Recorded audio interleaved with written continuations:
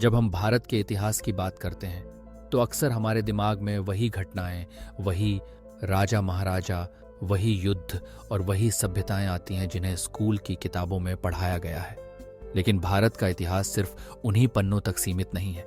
असल में भारत का इतिहास इतना गहरा, विविध और रहस्यमय है कि उसकी कई महत्वपूर्ण कहानियां किताबों के पन्नों से बाहर ही रह गईं, या फिर उन्हें कभी उतनी प्रमुखता से सामने नहीं लाया गया। आज हम आपको भारत के उस इतिहास से परिचित कराने जा रहे हैं जिसे किताबों में नहीं पढ़ाया जाता, लेकिन जिसने हमारी संस्कृति, समाज और सोच को गहराई से प्रभावित किया है।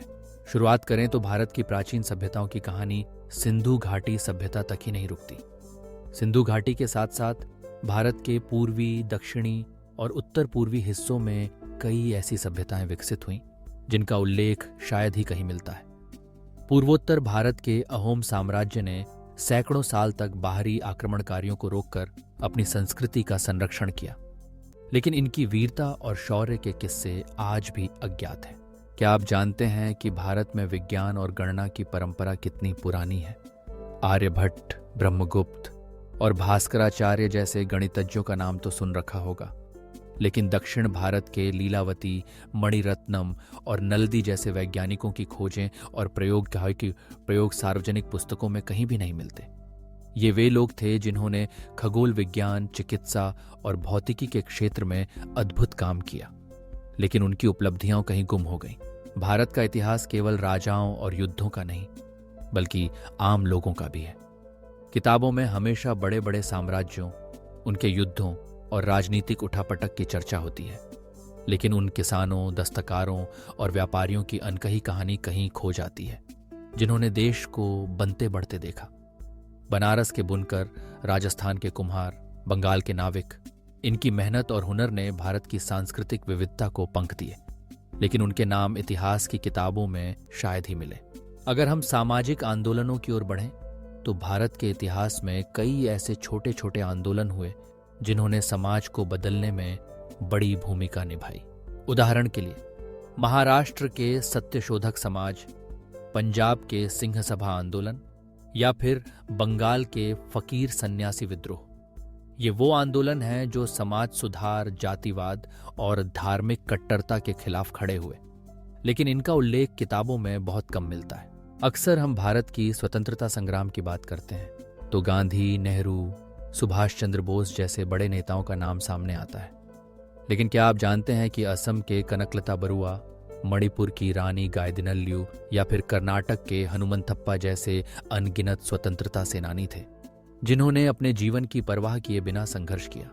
उनके बलिदान और योगदान को मुख्यधारा के इतिहास में जगह नहीं मिली, पर वे भारत की आजादी के असली योद्धा थे। भारत की स्त्री शक्ति भी किताबों की सीमाओं से कहीं आगे है।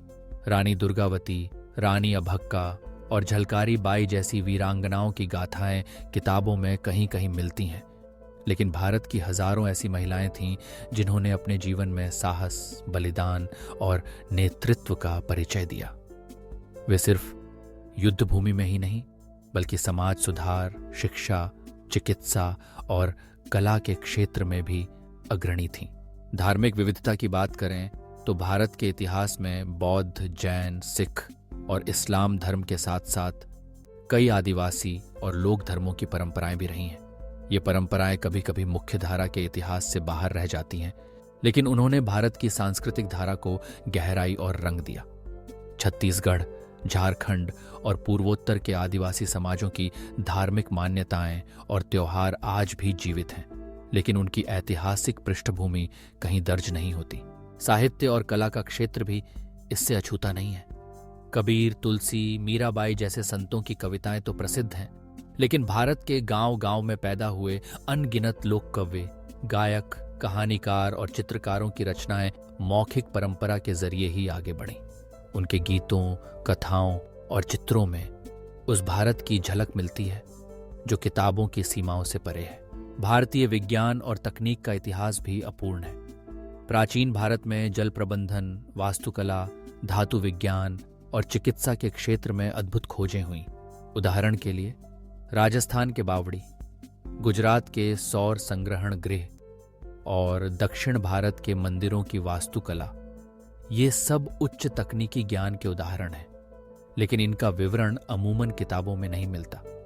आयुर्वेद, सिद्धा और यूनानी चिकित्सा पद्धतियों की विविधता और प्राचीन तकनीकों की जानकारी भी मुख्यधारा से बाहर रही। ऐसे ही भारत के व्यापारिक संबंधों की बात करें तो प्राचीन भारत का समुद्री व्यापार रोम, मिस्र, चीन और अफ्रीका तक फैला हुआ था।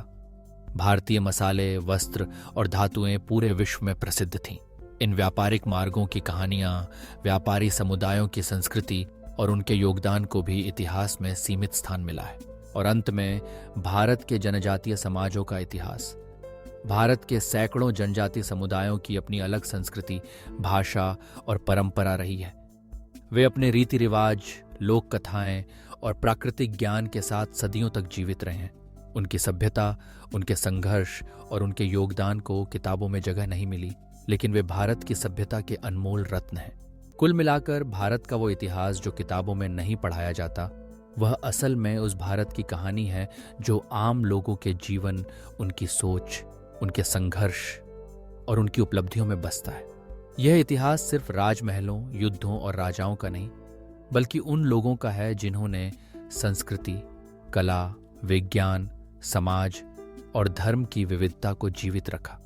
यह इतिहास हमें सिखाता है कि भारत की आत्मा उसकी विविधता, सहिष्णुता और जिजीविषा में बसी है और हमें उसे जानने, पहचानने और सहेजने की जरूरत है। शायद यही कारण है कि भारत का असली इतिहास कभी पूरी तरह किताबों में समा नहीं सकता। वह तो इन गलियों, खेतों, पर्वतों और नदियों में बसा है और उसे महसूस करने के लिए हमें अपने दिल और दिमाग को खोलना होगा। यही है भारत की असली कहानी, अनकही, अनदेखी, लेकिन हर भारतीय के जीवन में गहराई से जुड़ी हुई।